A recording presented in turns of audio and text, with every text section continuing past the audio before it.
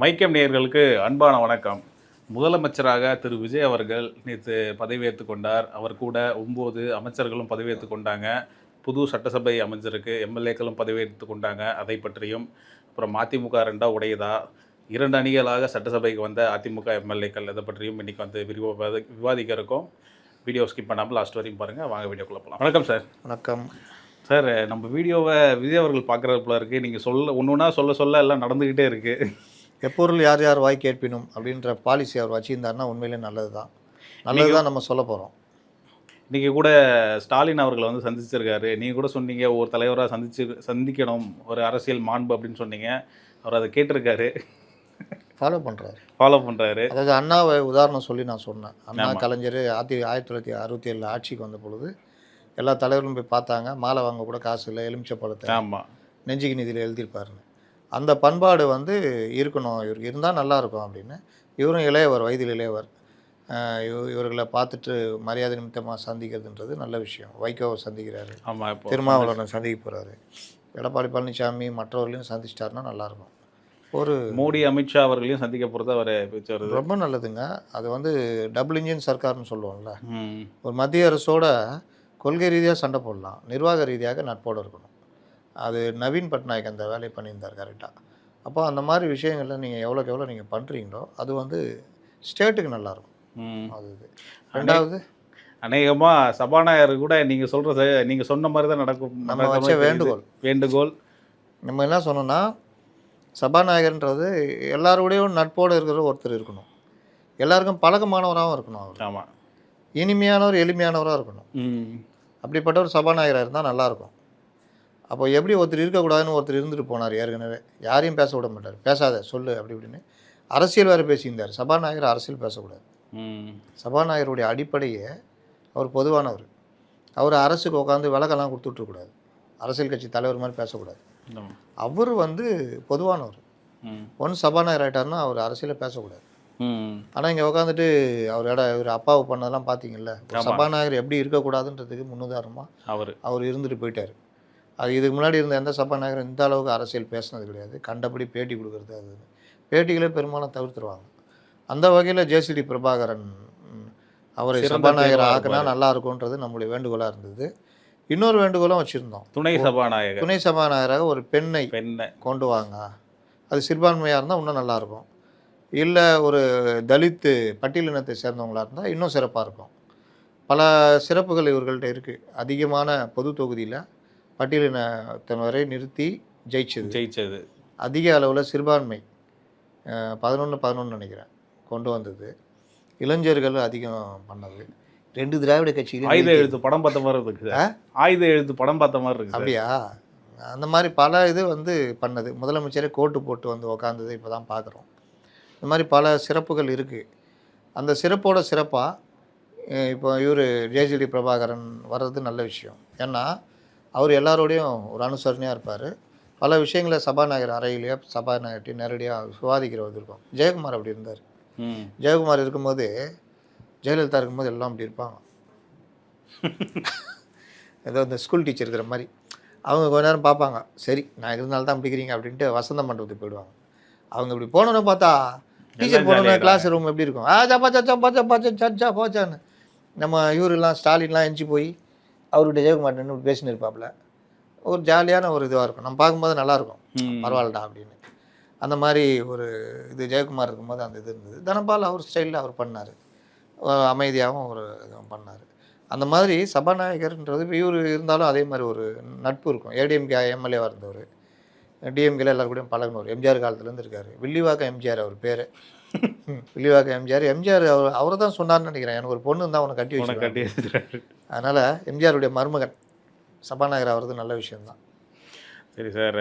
17வது சட்டசபை வந்து இன்றைக்கி அமைஞ்சிருக்கு. நேற்று முதலமைச்சராக விஜய் அவர்களை வந்து பதவி எடுத்திருக்காரு. 9 அமைச்சர்களும் கூட பதவி ஏற்றிருக்காங்க. விஜய் அவர்களுடைய முதலமைச்சராக அவர் கொடுத்த ஃபஸ்ட்டு ஸ்பீச் எப்படி இருந்தது? சிறப்பாக இருந்தது. அதாவது பூஸ்ட் பம்பாக இருந்தது. அவர்கள் ரசிகர்களுக்கு ஏற்ற மாதிரி இதுவாக இருந்தது. அதே நேரம் சில ரசிகர்கள்னு சுருக்கிட்டீங்க. இல்லை, அவங்களுக்கு தானே. இப்போ இவர் செல்ஃபி எடுக்கிறது எந்த முதலமைச்சரும் எடுத்து பார்த்துருக்கீங்களா? அதனால் எல்லாமே அவர் நடைமுறை உங்களுக்கு அமைச்சரவை பட்டியல்னு ஒருத்தர் உட்காருவாங்க, அதுவே நேற்று எடுக்க முடியல. ம். டிஐபிஆரால் கொடுக்க முடியல. இந்த மாதிரி பல விஷயங்கள் நடந்து வச்சிங்களேன். ஆனால் அவருடைய பேச்சு வந்து நண்பா, நண்பீஸ், குட்டீஸ் எல்லாரையும் நான் கவர்ற இருக்கிறேன். மாதிரி இருந்தது. அதுதான் சொல்ல வரேன். இது ஒரு பார்ட்டு. இன்னொன்று அவர் எச்சரித்து சொன்னது, எங்கள் ஆட்சியில் நான் ஆரம்பிக்கும் போது நான் ஒரு சாதாரண ஆள், பசினா என்னன்னு எனக்கு தெரியும், நான் ஒன்றும் தேவதூதனோ மன்னர் பரம்பரையோ கிடையாது, உங்களில் ஒருத்தன் அவர் ஃபஸ்ட்டு அட்டாச் ஆகிட்டார். ம். அடுத்து வெள்ளை நான் அறிக்கை. உங்களுக்கு கஜானாவை காலி பண்ணி வச்சுருக்காங்க, இன்னும் போய் பார்த்தா தான் என்னென்ன பிரச்சனைன்னு தெரியும், நான் சம்பந்தமாக ஒரு வெள்ளை அறிக்கை கொடுக்குறேன் அப்படின்ட்டாரு. அது வெள்ளை அறிக்கை கொடுக்கணும்னு நினைக்கிறது வந்து மக்கள் தெரிஞ்சவங்க நினைக்கிறது ஒரு பெரும் வரவேற்பு பெற்றது இல்லை நேத்தி. ஆமாம், இவங்க வந்தோன்னே பண்ணாங்கல்ல, இவர் கொடுத்தார வெள்ளை அறிக்கை, ம். புரியாத வெள்ளை அறிக்கை, ஒன்றுமே புரியல நம்ம இவர் பிடிஆர். ம். அதனால் அவர் இது வெள்ளை அறிக்கைன்றது இவர் வந்தோன்னே 5 லட்சம் கோடி கஜானாவை வலித்து வைத்து விட்டார்கள் அப்படி இப்படின்னு பிடிஆர் பண்ணார். ஒரு 6-8 மாதம் நல்லா பண்ணார் பிடிஆர். அவருடைய பவரை கரெக்டாக பயன்படுத்தி இந்த இதெல்லாம் குறைச்சார், லீக்கேஜ் எல்லாம் குறைச்சி 2000 கோடி ரூபா உபரி காமிச்சார். ம்.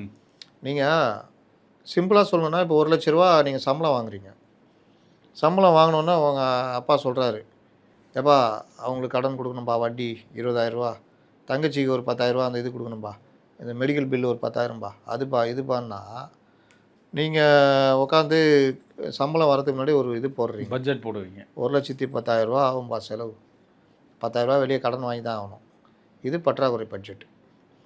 அப்போ நீங்கள் வந்து இல்லை இந்த செலவு குறைக்கலாம், அதை குறைக்கலாம், இதை இப்படி பண்ணலாம், அதை அப்படி பண்ணலாம், ரொம்ப திறமையாக பண்ணி 95,000 ரூபா கொண்டு வர்றீங்க. அப்போ 5,000 ரூபா மிச்சம், இது உபரி பட்ஜெட். அப்போ 1,10,000 ரூபா இருக்கிற இடத்துல நீங்கள் அதை கரெக்டாக செலவு, இந்த தேவையற்ற செலவினங்கள் இதெல்லாம் குறைச்சி 95,000 நிறுத்துறீங்கன்னா 5,000 ரூபா உங்களால் சேமிக்க முடியும். இல்லை வட்டி கட்ட முடியும், கடனுக்கு எதாவது அதை மாற்ற முடியும் அந்த அமௌண்ட்டை. இது உபரி பட்ஜெட். ஒவ்வொரு ஸ்டேட்டுக்குமே இது இருக்குது. நீங்கள் இவங்க என்னமோ பெரிய பொருளாதார மேதைகள் அவங்களாம் கொண்டு வந்து உள்ளே வச்சு சீன்லாம் போட்டாங்கல்ல, ஜெயரஞ்சனா, அது ஆமாம் ஆமாம். வந்த புதுசில் ஜெயரஞ்சனா வரதுக்கு முன்னாடி இவர் 2,000 கோடி ரூபா உபரி காட்டு. அதற்கு பிறகு பார்த்தீங்கன்னா பற்றாக்குறை 5,000 கோடி ரூபான்னு இவங்க போட்டாங்க. ஆனால் 37,000 கோடி ரூபாட்ட வரைக்கும் போச்சு. இதே உத்தரப்பிரதேசத்தில் 27,000 கோடி ரூபா என்னமோ உபரி. ஆனால் அவன் முட்டா பசங்க இவங்கள பாரு, அவன் அப்படி இருப்பான் இப்படி இருப்பான் சொல்கிறீங்க. ஆனால் நடைமுறையில் என்ன இதுதான். அப்போ எங்கே உங்களுக்கு பிரச்சனை? யாரை பற்றி கவலைப்படல, நாட்டை பற்றி கவலைப்படல, நமக்கு எந்த எக்கடு கட்டு போனால் என்ன அப்படின்றதுடைய விளைவு தான் தமிழ்நாடு தள்ளாடி 10 லட்சம் கோடி ரூபா. இப்போ 10 லட்சம் கோடி ரூபா என்ன செலவு? கடன் வாங்குற அளவுக்கு 5 லட்சம் கோடி ரூபா வாங்குற அளவுக்கு என்ன, அதிகபட்சமாக 2 லட்சம் கோடி ரூபா வாங்கலாம். ஆனால் ஸ்டாலின் அவர்கள் வந்து வரம்புக்கு உள்ளே தான் வந்து கடன் வாங்கியிருக்கதா அவர் வந்து அவர் ஒரு தரப்பில் ஒரு அறிக்கை விட்டுருக்காரு. ஏங்க கடன் ஏன் வாங்கினேன்னா, கடனுக்கு ஒரு வரம்பு இருக்குல்ல, அதுக்குள்ளே தான் வாங்கிக்கணுன்னா அர்த்தம். நீங்கள் கடனே வாங்காமல் இருந்தால் அந்த வரம்பே தேவையில்லையா நமக்கு? ஆனால் அதுக்கு எனக்கு நான் கிரெடிட் கார்டு யூஸ் பண்ணுறேன், எனக்கு 1 லட்ச ரூபா லிமிட்டு. நான் கிரெடிட் கார்டை 10,000 ரூபா 15,000 ரூபா ஒரு அவசர செலவுக்கு மட்டும் எங்கேயாவது போனால் வாங்கினா இதுக்கு மட்டும் யூஸ் பண்ணிட்டு கரெக்டாக கட்டிட்டு வரேன். அப்போ பிரச்சனையே இல்லை. நான் என்ன பண்ணுறேன், 98,000 ரூபா வரைக்கும் நான் வாங்குகிறேன், அடுத்த மாதம் 20,000 ரூபா கட்டுறேன், 78,000 ரூபா ப்ளஸ் வட்டி. அதுக்கு அடுத்த மாதம் மறுபடியும் ஒரு 98,000 ரூபா வாங்குகிறேன், 30,000 ரூபா கட்டுறேன், 78,000 ப்ளஸ் 70,000 1,48,000 ப்ளஸ் வட்டி, அதுக்கு கட்டாததுக்கு வட்டிக்கு வட்டி, இப்படி தான் ஏறுது. நீங்கள் கேட்குறீங்க, நான் என்ன சொல்கிறேன், இங்கே பாரு 1 லட்சம் எனக்கு லிமிட்டு கார்டுக்கு, 90,000 ரூபா வாங்குகிறேன், நீ இனிமேல் கேள்வி கேட்குற, 95,000 ரூபா வரைக்கும் வாங்கினேன். ஏன்னா எங்கேயாவது 1,20,000 வாங்கினேன்னா வாங்க முடியாது, அந்த மாதிரி லிமிட்டு தாண்ட முடியாது அப்படின்னு கேட்டால் என்னங்க அர்த்தம்? இதே தான் இங்கே நமக்கு கவர்மெண்ட் ஒரு ஸ்லாப் இருக்குது, 27% என்னமோ வருது, அது தொட்டாச்சு. அப்புறம் நான் அது வரைக்கும் தான் வாங்கியிருக்கேன்னா அதுக்கேற்ற மாதிரி அவங்க திட்டங்களும் இருந்ததில்ல. இப்போ இவங்க புதிய அரசு அவங்க அறிவித்த தேர்தல் ஏதாவது திட்டம் சொல்லுங்கள் பார்ப்போம், சொல்லுங்கள். உரிமை திட்டம் அது. அப்புறம் விடியல் அப்புறம் அப்புறம் அப்புறம் அப்புறம் இதான் மாணவர்களுக்கு வந்து மாதம் 1,000 ரூபா, அதெல்லாம் 3வது வருஷத்துக்கு அப்புறம் ஆரம்பிச்சது. அதெல்லாம் பெரிய அது திட்டமா அது? அது வந்து ஒரு சமூக நீதி ஒரு இது. அதெல்லாம் ஒரு பெரிய ஒரு செலவினங்கள்லாம் கிடையாது. 10 லட்சம் கோடி கடன் வாங்கி கொடுக்குற அளவுக்குலாம் செலவினம் கிடையாது. உரிமை தொகை தான் பெரிய அமௌண்ட்டு போயிருந்தது. அதுவும் லாஸ்ட் 2 வருஷம் தான் கொடுத்தாங்க. வேற தெரியுதா? இன்ஃப்ராஸ்ட்ரக்சரில் செலவு பண்ணுவாங்க. ஒரு ஸ்டேட்டு எவ்வளோ முதலீடு வாங்கணுமோ அதை இன்ஃப்ராஸ்ட்ரக்சராக மாற்றுறீங்கன்னா உங்களுக்கு அதுலேருந்து ஒரு ரிட்டர்ன் அதுலேருந்து ஒரு ரிட்டர்ன் வரும். இப்போ பிரதமர் மோடி சொல்லியிருக்காருல, தங்கம் வாங்காதீங்கன்னு ஏன் சொல்கிறாரு? தங்கம் நீங்கள் வாங்கி நீங்கள் கொண்டு போய் வீட்டில் முடக்கி வச்சுக்கிறீங்க. பீரோலே சும்மா நீங்கள் தங்கம் வாங்குறதுனால இறக்குமதி தேவை அதிகரிக்குது. நாங்கள் டாலராக கொடுத்து வாங்குகிறோம். அது வேறு ஏதாவது ஒரு தொழிலுக்கு நாங்கள் அந்நிய செலவாணியை கொடுத்து அந்த பொருளாக இதை உள்ளே அது பல முதலீடாக மாறுச்சுன்னா அப்போது ரொட்டேஷன் இருக்கும், அதுக்கு லாபம் இருக்கும். இப்போ இன்னும் சிம்பிளாக சொல்கிறேன். நீங்கள் ஒரு வியாபாரம் பண்ணுறீங்க, வியாபாரத்தில் நீங்கள் மளிகை கடை வச்சுருக்கீங்க, போய் பொருளுக்கெல்லாம் வாங்கிட்டு வரீங்க. மளிகை கடை வேணாம், பொட்டி கடைன்னு வச்சுக்கோ, நல்லா புரியும் ஜனங்களுக்கு. நல்லா ஒரு 10 பாக்கெட் சிகரெட்டு, ஒரு 50 சிப்ஸு பாக்கெட்டு, பட்டர் பிஸ்கெட்டு, அது இது எல்லாம் வாங்கிட்டு வந்து பொட்டி கடை வச்சுக்கிறீங்க. அதை விற்றா உங்களுக்கு இப்போ ஒரு 10,000 வாங்கிட்டு வந்தீங்க, ஒரு 15,000 விற்றுது, 5,000 லாபம். அப்போ ரொட்டேஷன் போட்டுக்கிட்டே இருக்கலாம். நீங்கள் பார்த்தா சிகரெட்டு எல்லாத்தையும் வாங்கிட்டு வந்து நீங்களே குடிச்சிக்கின்னு ஃப்ரெண்டுங்களாம் கூப்பிட்டு எல்லாம் குடிங்கப்பா, கூல்ட்ரிங்க்ஸ் சாப்பிடு, சிப்ஸ் சாப்பிடு, அது சாப்பிடுன்னா லாபம் வருமா? தராது இல்லையா? அந்த 10,000 மளிகை கடைக்கு நீங்கள் போட்டு எடுத்துன்னு இருந்தீங்கன்னா உங்களுக்கு 5,000 அதை வந்துட்டுருக்கும்.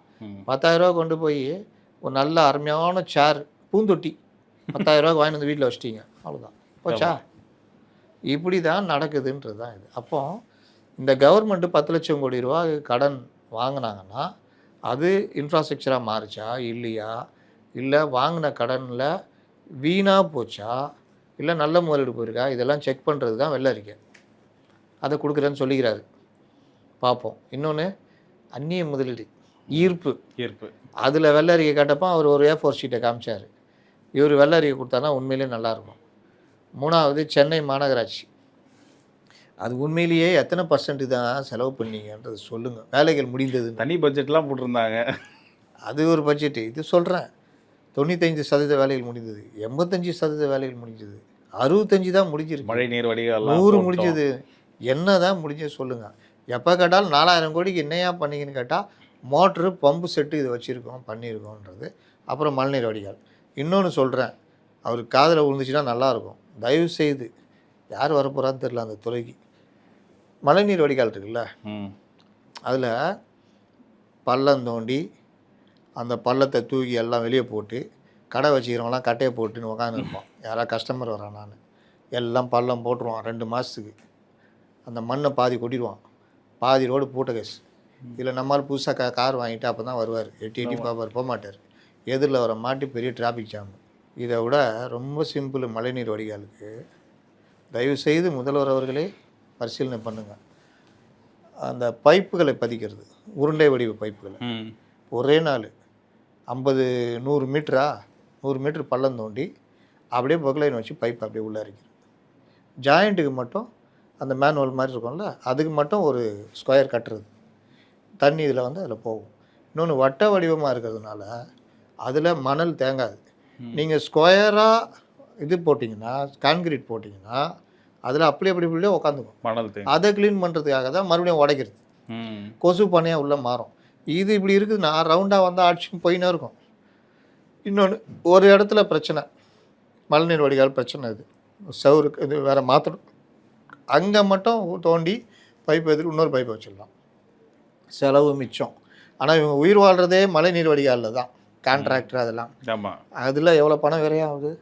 இப்போ இந்த வேலை பண்ணிங்கன்னா இப்போ 100 மீட்ரு போடுறீங்க, அது ஒரு 1 கிலோமீட்டர் போடுறீங்க, 100 மீட்டருக்கு பைப்புகளை பதிச்சு, இல்லை 50 மீட்டருக்கு 100 மீட்டருக்கு 2 பைப்பு பதிச்சு, இல்லை 100 மீட்டருக்கு 4 பைப்பு 25 மீட்ரு பதிச்சுட்டு ஒவ்வொரு இதுவும் ஒரு சேனல், அது கட்டுற வேலை மட்டும்தான் பண்ணிட்டு போயிட்டே இருங்க, வேலை முடிஞ்சிடும்.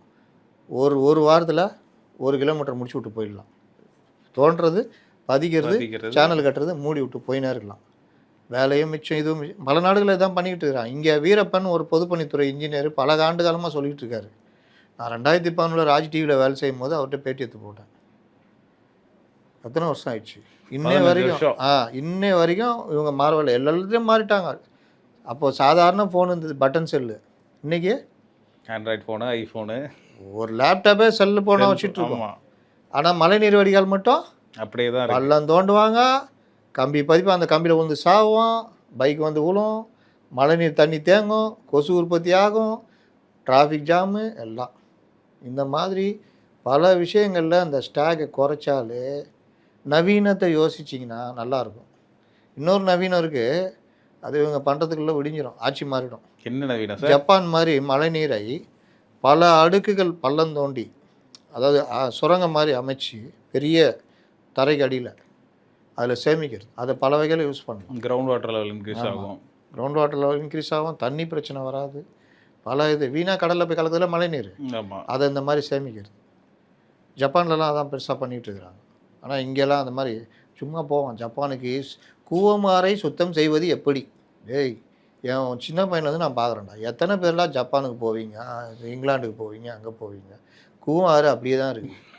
எங்கேயாவது சுத்தம் அங்கே ஓரமாக வாழ்ந்த மக்களை தூக்கி வெளியே அனுப்பிச்சிட்டிங்க. அவங்க வாட்டில் அங்கே ஓரமாக இருந்துங்கன்னு இங்கே கூலி வேலை செஞ்சா பொழைச்சிருந்தாங்க. மறுகுடியமர்த்தல் அப்படின்னு கொண்டு போய் அவங்கள கண்ணகி நகரில் செம்மஞ்சேரியில் போட்டிங்க. ஆனால் கூவாறு அப்படியே தான் இருக்குது. ஏதாவது மாறிச்சு இல்லை. நீ எதாவது பண்ணால் ரைட்டு.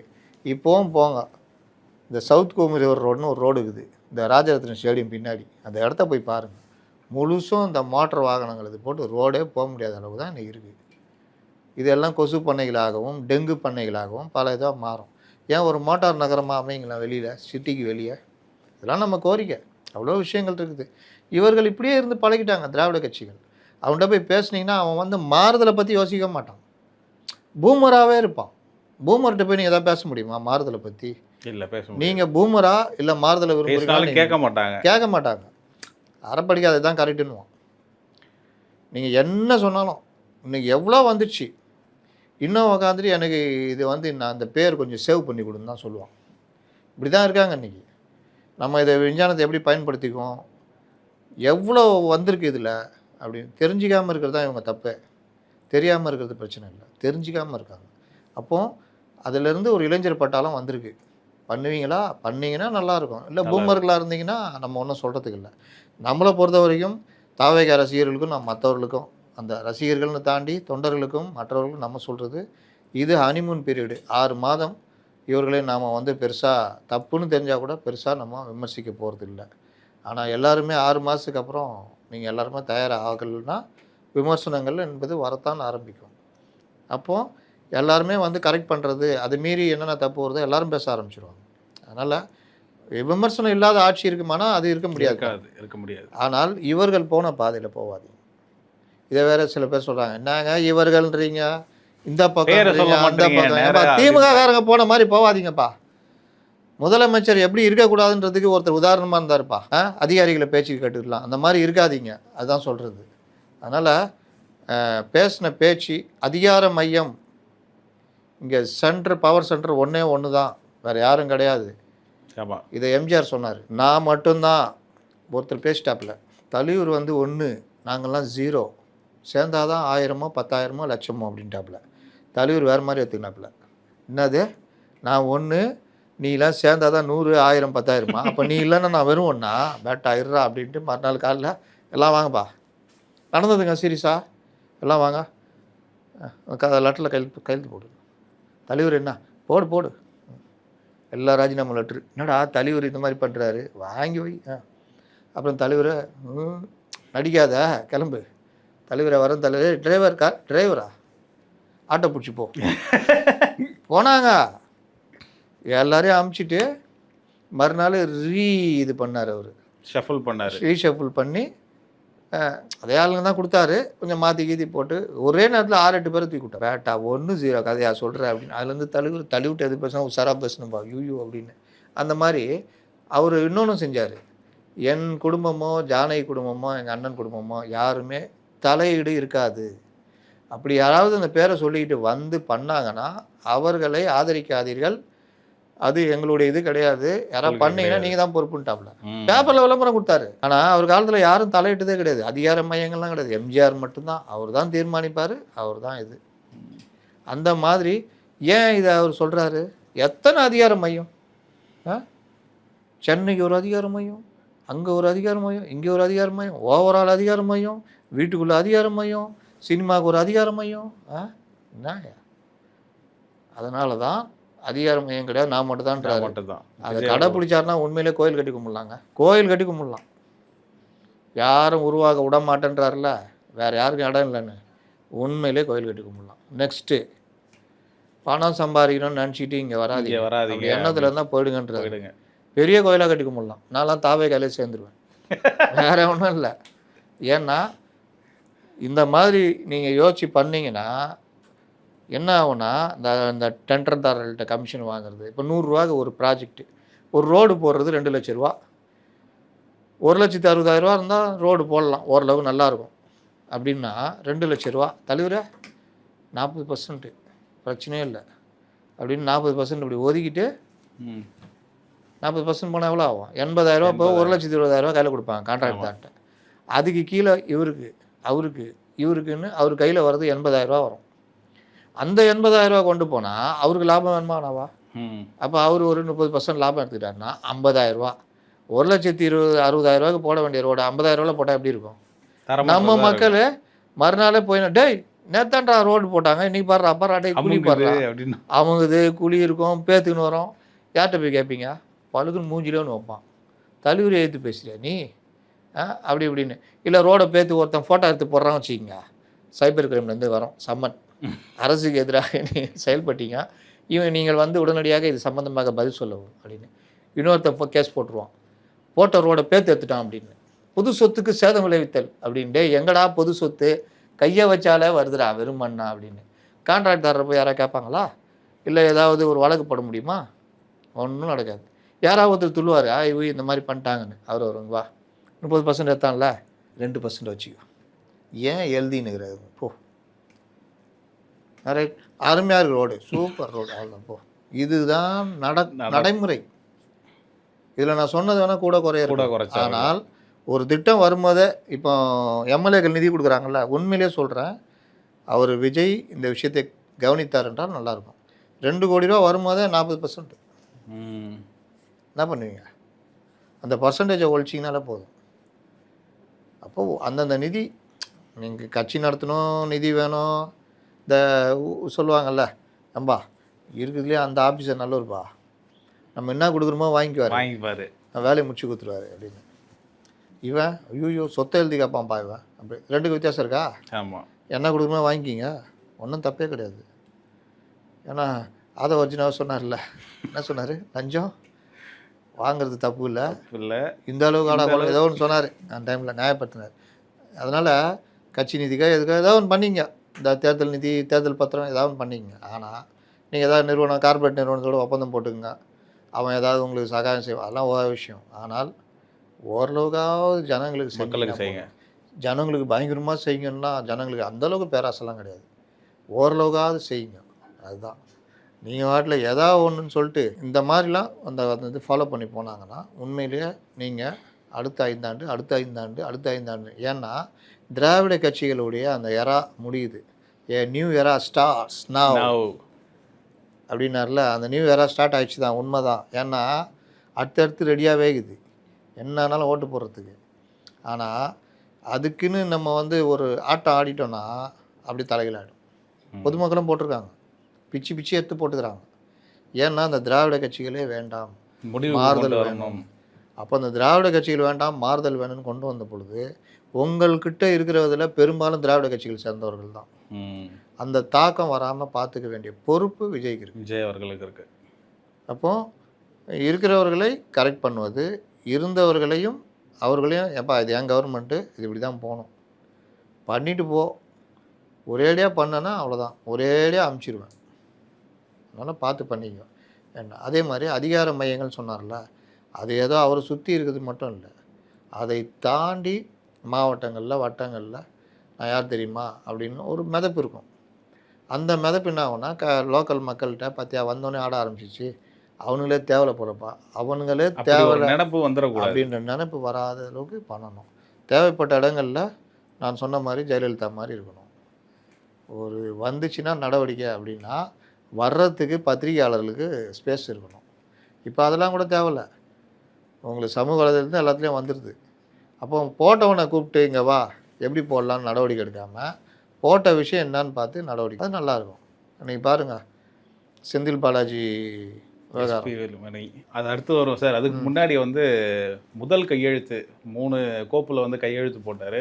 200 யூனிட் மின்சாரம். இது ஒரு ஃபேஷனாக போச்சு இல்லை முதல் கையெழுத்து. அதற்கப்புறம் வந்து ஆன்டி நார்கோட்டிக் டாஸ்க் ஃபோர்ஸ், அதுக்கப்புறம் வந்து சிங்கப்பெண்கள் சிறப்பு படை அப்படின்ட்டு 3 வகையான திட்டத்தில் வந்து கோப்பில் கையெழுத்து போட்டாங்க. அந்த மின்சார திட்டம் மெயினாக அதுக்கு வருவோம் ஃபஸ்ட்டு. அந்த 200 யூனிட் இலவச மின்சாரத்தை எப்படி பார்க்குறீங்க? ஏன்னா ஆல்ரெடி வந்து டான்ஜெட்கோ 1.5 லட்சம் கோடி கடனில் இருக்குது. அந்த வகையில் இது பேர்டன், எக்ஸ்ட்ரா பேர்டன் மாதிரி தானே இருக்குது. கிட்டத்தட்ட ஒரு 10,000 to 15,000 கோடி எக்ஸ்ட்ரா பேர்டன் மாதிரி தானே. இப்போ நம்ம சொன்னோம் தெரியுமா, இந்த மாதிரி முழுசாக மாதம் 200 யூனிட்னு சொன்னீங்கன்னா கண்டமாகிடுவீங்க. 2 மாதம் மாதந்தோறும் மின் கட்டணம்னு மாற்றிட்டு 100 யூனிட் அப்படியே மெயின்டைன் பண்ணால் கூட தப்பிச்சிக்குவீங்கன்னு. அதே கொஞ்சம் ஆல்ட்ரு பண்ணியிருக்காரு. 500 யூனிட்டுக்குள்ளே யூஸ் பண்ணிங்கன்னா 200 யூனிட் உங்களுக்கு ஃப்ரீ. இல்லையா வழக்கமாக தர 100 யூனிட் ஃப்ரீ இப்படி போகும். இதில் கூடுதலாக 2000 சில்லற கோடி செலவுன்னு 10,000 கோடி ரூபா மொத்தத்தில் செலவாகுது. அது உங்களுக்கு பெரிய பேர்டன் கிடையாது. ஆனால் மின் கட்டணத்தை ஏற்றாமல் இருக்கணும் ஒன்று. ரெண்டாவது, இந்த லீக்கேஜ் இருக்குல்ல நிலக்கரி வாங்கிறதுல, அந்த டிரான்ஸ்ஃபார்மர் கொள்முதல். இப்போ என்ன பிரச்சனை இன்றைக்கி வந்துருக்குது கோர்ட்டில். சுப்ரீம் கோர்ட்டு போயிட்டாங்க அவங்க. செந்தில் பாலாஜி தரப்பு போயிட்டு இது சிபிஐ விசாரணைக்கு தடை விதிக்கணும்னு அவங்க முடியான்ட்டாங்க. அப்போது வழக்கமாக வாங்குகிற டிரான்ஸ்ஃபார்மரை விட 20 பேரும் ஒரே மாதிரி கோட் பண்ணியிருக்காங்க. அதில் அப்படி கூட கொடுக்காம கூடுதலாக கோட் பண்ணவங்களுக்கு போயிருக்குது 300 சில்லற கோடி வரைக்கும் லாஸ். அப்படின்னா எங்கே போச்சு அந்த பணம்? அரசுடைய இந்த 1.5 லட்சம் கோடியில் தான் இதெல்லாம் வந்து சேரும். அப்போ இந்த மாதிரி விஷயங்களில் லஞ்ச ஒழிப்புத்துறை விசாரிக்க மாட்டேன்னு சொல்லிட்டாங்க. அதனால் சிபிஐக்கு மாற்றுறேன்னு உயர்நீதிமன்றம் மாற்றிச்சு. அது கரெக்டுன்னு சொல்லிட்டாங்க.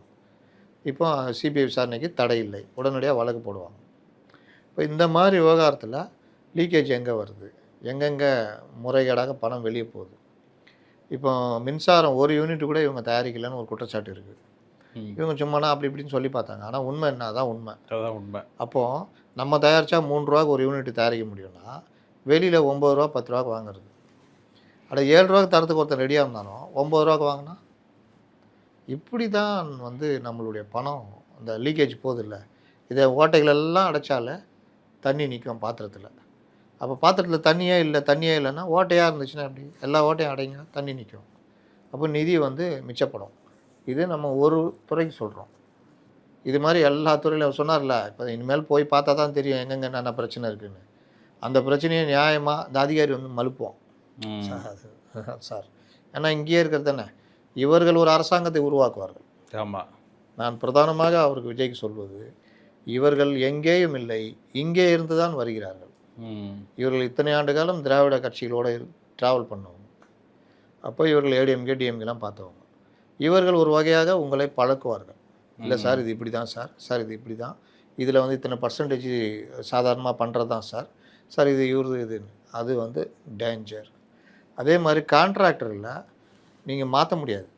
ஏன்னா அவங்க அதை செஞ்சு அதில் ரெடியாக இருக்கிறவங்க இன்ஃப்ராஸ்ட்ரக்சர் எல்லாம். ஆனால் அவர்களை டைட் பண்ணலாம். இப்படி இருக்கணும், இந்த ஸ்டாண்டர்ட் இருக்கணும், ரெகுலேட் பண்ணலாம். அந்த வேலையை செஞ்சால் சரியாக இருக்கும்.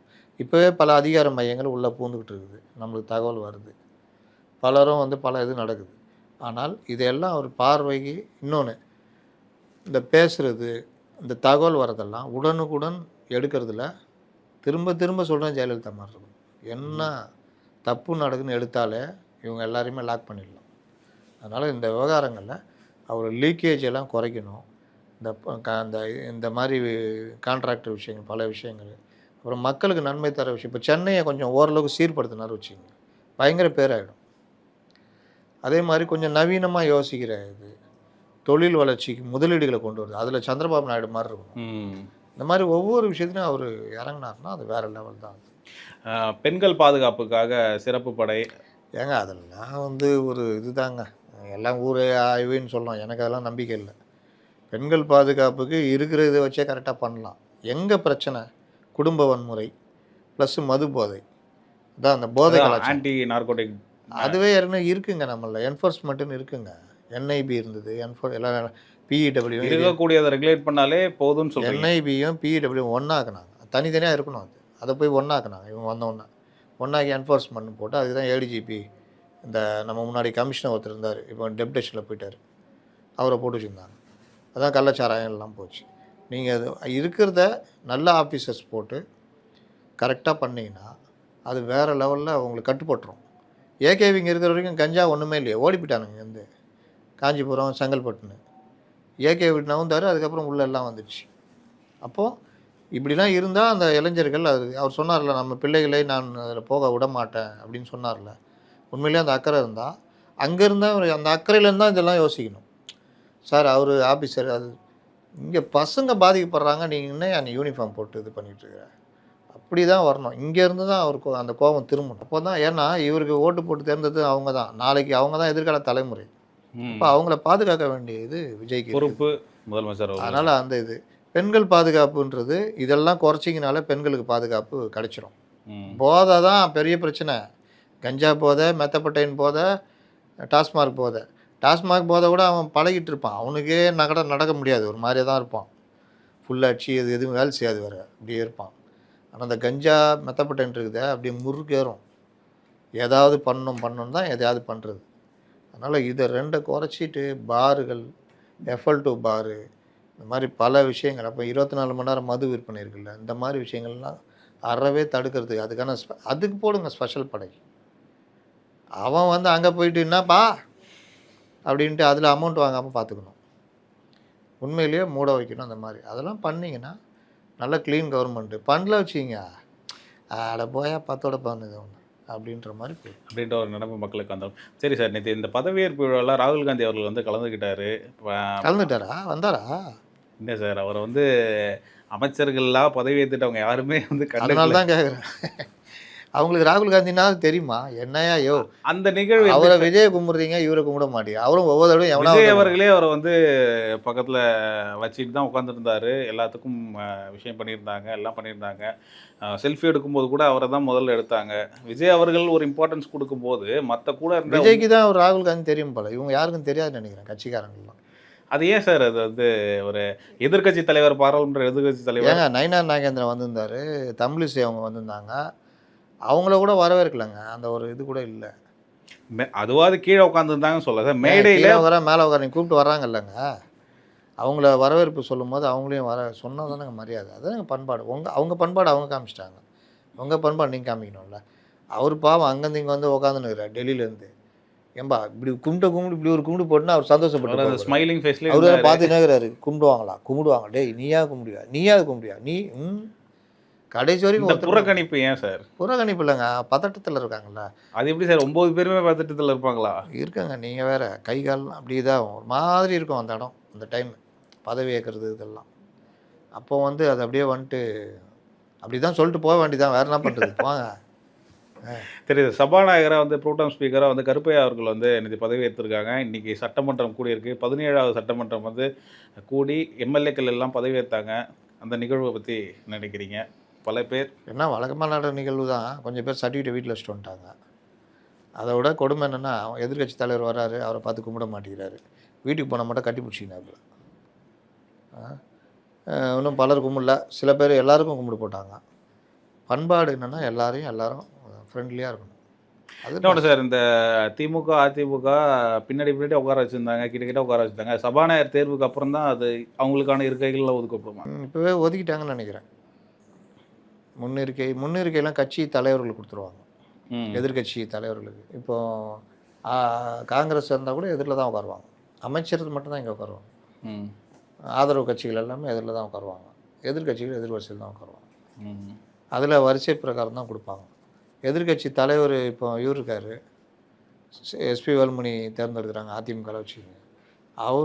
அவர் சொன்னார் துணைத் தலைவர் யாராவதுன்னா, இப்போ எடப்பாடி உட்காருவார், இல்லை வேறு யாராவதுன்னா அவங்க தான் உட்காருவாங்க. மற்றவங்களாம் உறுப்பினராக தான் மதிக்கப்படுவார். முன்னாள் முதல்வர்ன்ற முறையில் ஃப்ரண்ட்டில் கொடுப்பாங்கன்னு நினைக்கிறேன், ஏன்னா இவர் பின்னாடி ரோல உட்காந்துட்டார். ஆமாம், அது ஒன்று. அதான் அது மெயின் விஷயம், அதுக்காக தான் கேட்டேன். சார், ஒரு சின்ன இன்ஃபர்மேஷன். இந்த மாதிரி எம்எல்ஏவாக பதவி ஏற்றுக்கிட்டவங்க பதவி பிரமாணம் பண்ணாமல் சட்டசபையில் வந்து கலந்துக்கிட்டாலோ இல்லை கூட்டத்தில் கலந்துக்கிட்டாலோ, பதவி பிரமாணம் பண்ணலன்னா 500 ரூபா பெனால்ட்டி ஃபைனா சார்? பரவாயில்ல. ஆர்டிகல் 193 இதை பற்றி சொல்லியிருக்காங்க. அவங்க இன்னொன்று, இப்போ இன்றைக்கி அந்த அம்மாவெல்லாம் கூட, கீர்த்தனாலாம் கூட நீங்கள் சொல்லிட்டாரு, நீ பதவி பிரமாணம் பண்ணிட்டு தான் வரணுன்ட்டு. அதுக்கப்புறம் எடுத்துகிட்டு வந்து பண்ணிட்டாங்க. அதனால் இன்றைக்கி நடைமுறை கொஞ்சம் புதுசு தானே எல்லோரும். சர்டிஃபிகேட் எடுத்துகிட்டு வரணும்னு தெரியாது. ஆமாம். நமக்கு கொடுத்தது போல் பிரேம் போட்டு மேலே மாட்டணும்னு நினச்சிட்டு இருப்பாங்க. சரி சார், இந்த மெயினாக இந்த சட்டசபையில் என்னன்னா, அதிமுகவை பொறுத்தவரை எடப்பாடி அணி, எஸ்பி வேலுமணி அணின்ட்டு 2ஆக பிரிஞ்சு 2 பேரும் தனித்தனியாக தான் வந்தாங்க. நம்ம ஏற்கனவே பேசிகிட்டு இருந்தோம், அதிமுக 2ஆக உடையதா அப்படின்ட்டு. எடப்பாடியார் தலைமையிலே 17 பேர் கொண்ட அமைச்சர் அது எம்எல்ஏக்கள்லாம் என்ன பண்ணிட்டாங்கன்னா, இவர் தான் வந்து சட்டமன்ற குழு தலைவராக இருக்கணும்ட்டு சபாநாயகரை பார்த்து மனு கொடுத்துட்டாங்க. இந்த 2 பிளவு இன்னும் ஸ்ட்ராங் ஆகிட்டே போகுது. என்னதான் நடக்குது உள்ள? அதாவது நம்ம ஏற்கனவே பதிவு பண்ணோம், பல பேர் அப்படிலாம் இல்லை, நீங்கள் வந்து தப்பாக சொல்கிறீங்க அதுன்னாங்க. தப்பாக சொல்கிறதுக்கு எனக்கு என்ன ஆசையா? அங்கே வந்து அவர்கள் கூட்டணி அமைக்கிறதுலேருந்து தேர்தலுக்கு முன்னாடி தாவேகா அதிமுக கூட்டணி அமைக்கிறதுலேருந்து தேர்தலுக்கு பிறகு தாவேகா வந்த விவகாரத்துலேருந்து பல விஷயங்களில் எடப்பாடி எடுத்த தவறான முடிவு இன்றைக்கி இந்த லெவலில் இருக்கோன்னா இவங்களுக்குள்ள அந்த S P Velumani, C V Shanmugam team கோபம். இந்த கோபம் நீங்கள் கொஞ்சம் ஒதுங்கிங்க, நாங்கள் பார்த்துக்குறோன்ற இதில் வந்து நிற்கிது. அவர் ஒத்துக்கலையா அதுக்கு? கிட்டத்தட்ட ஒத்துக்கிட்டாருன்னு நினைக்கிறேன். அப்புறம் ஏன் 2ஆக பிரிஞ்சிருக்காங்க? அவங்கள்ட்டே கொடுத்துடலாம். ஒன்றாவே இல்லை, என்னென்ன நேற்று எனக்கு வந்த தகவல் அவர் ஒத்துக்கிட்டாருன்னு. இன்றைக்கி சட்டசபையில் வரும்பொழுது 2ஆக தெரியுது. அப்போது பிளவும் ஆக்க முடியாது. இப்போ 32 வந்தால் தான் பிளவு ஸ்ப்ளிட்டு 2/3. 30 இருந்துச்சுன்னா கஷ்டம். அதனால் பேசிக்கிட்டு இருப்பார்னு நினைக்கிறேன் சிவி சண்முகம் எல்லாம். எப்படி இருந்தாலும் எஸ்பி வேலுமணி தான் சட்டமன்ற தலைவராக, ஏன்னா மேக்ஸிமம் அவர் தான் வச்சுருக்காங்க. அதுக்கப்புறம் கட்சி அவர் கண்ட்ரோலில் போகுது. இல்லை, சட்டமன்ற தலைவராக இருப்பாங்க. கட்சி பொதுச்செயலாளர் எடப்பாடி இருக்கலாம், அப்படி கூட தொடரலாம். இல்லை நீங்கள் ஒதுங்கிங்க, நாங்கள் பார்த்துக்குறோன்னா ஒரு சைலண்ட்டாக கூட அந்த தலைமை மாற்றம் நடக்கலாம். இல்லை பெருசாகுது, யார் பெரியவர் அப்படின்னு போச்சுன்னா ஸ்ப்ளிட்டு இருக்குல்ல, ஸ்ப்ளிட்டு அப்ளை பண்ணாங்கன்னா மாவட்ட செயலர் அதிகம் யார்ட்டன்னு பார்ப்பாங்க, எம்எல்ஏக்கள் எம்பிக்கள் அதிகம் யாருன்னு பார்ப்பாங்க. ஃபஸ்ட்டு அதுதான் எம்எல்ஏ எம்பிக்கள்.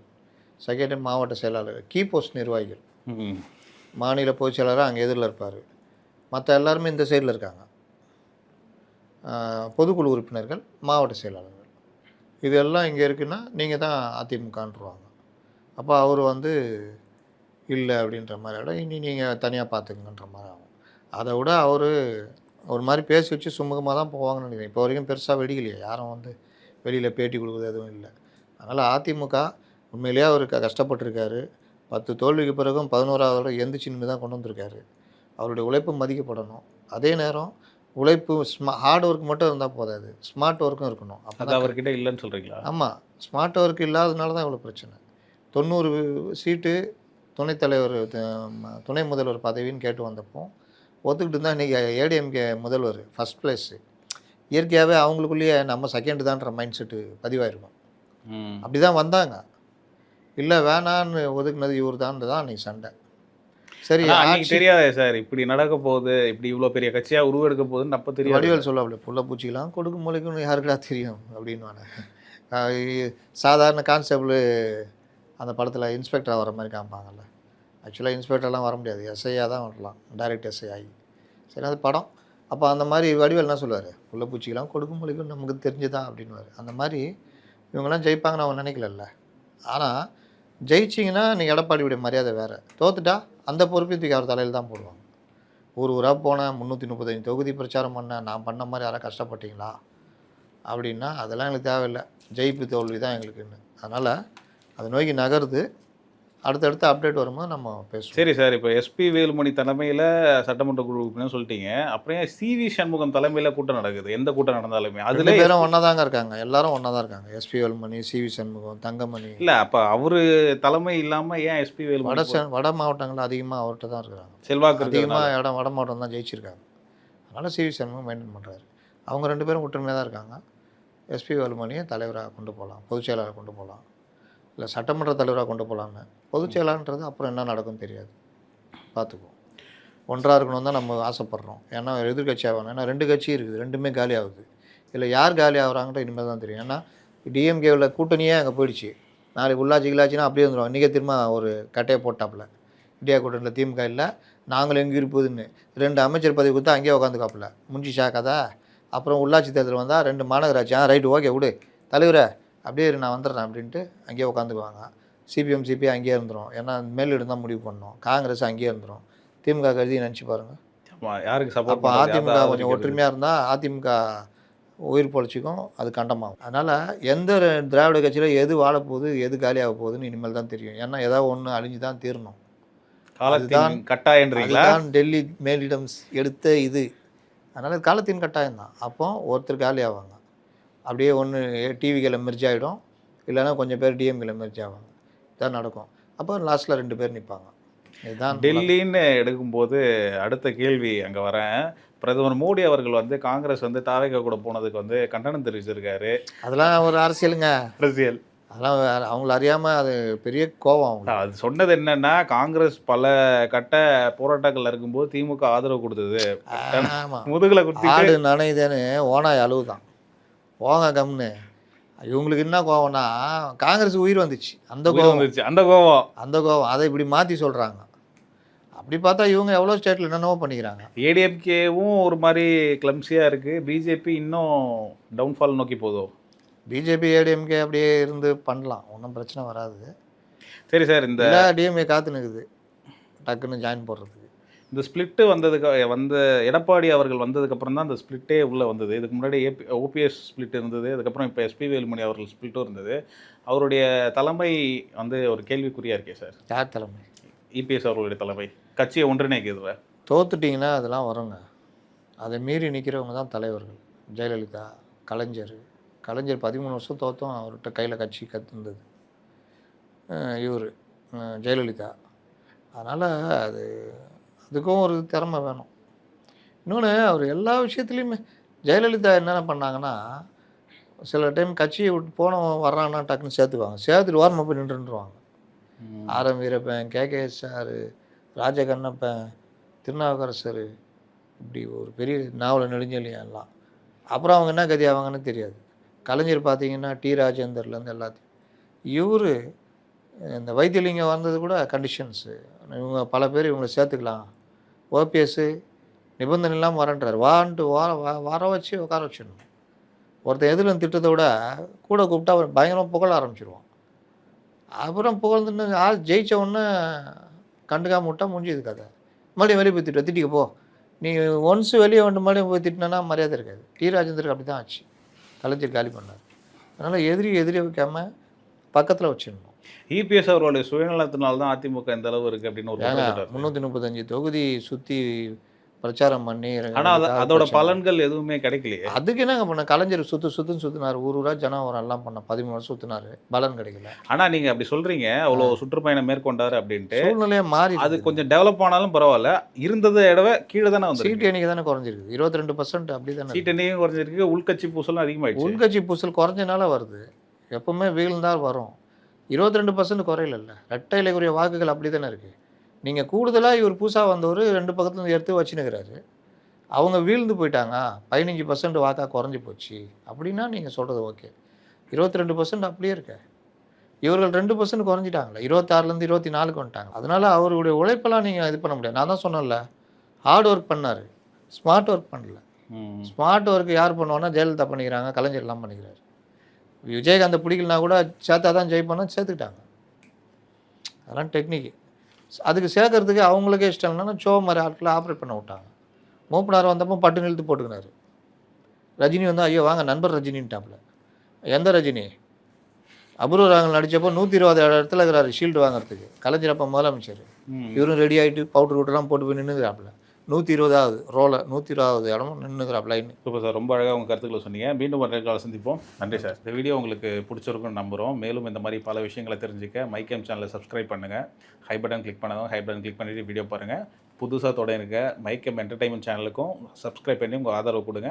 இன்றைக்கி ஒரு புது வீடியோ இன்றைக்கி ரெடி ஆகி உங்களுக்காக வந்துக்கிட்டே இருக்குது. மீண்டும் அடுத்த வீடியோவில் சந்திப்போம். அந்த டேட்டிங் ஆப்பு 2 போட்டிருக்கோம். அந்த லிங்க்கு கமெண்ட்ஸில் போடுறோம், அதை பார்க்க சொல்லுங்கள். சப்ஸ்கிரைப் பண்ணிங்கன்னா தான் கொஞ்சமாவது அந்த சேனல் உயிர் இருக்கும். சப்ஸ்கிரைப் பண்ணலாம் இருக்காது. எங்கள் அரசியலோடு சேர்ந்து வாழ்வியலும் ரொம்ப முக்கியம். வாழ்வியல் சம்மந்தமான முக்கியமான இதை பற்றி பேசுகிறோம். பங்கு சந்தை பேசியிருக்கோம். அதான் பிரதமர் கோல்டு சம்மந்தமாக சொன்ன விஷயத்துடைய பின்னணி என்னன்றதெல்லாம் பேசியிருக்கோம். அதெல்லாம் கொஞ்சம் நீங்கள் ஆதரிச்சா தான் அதெல்லாம் இன்னும் கொஞ்சம் பண்ணி ஆதரவு பண்ணுங்கள். மைக்கம் சேனல் மாதிரி மைக்கம் என்டர்டெயின்மெண்ட்டையும் நீங்கள் ஆதரிக்கணும்னு எங்கள் சைட்லேருந்து ஆசைப்பட்றோம். மீண்டும் ஒரு நேர்காணல் சந்திப்போம். நன்றி.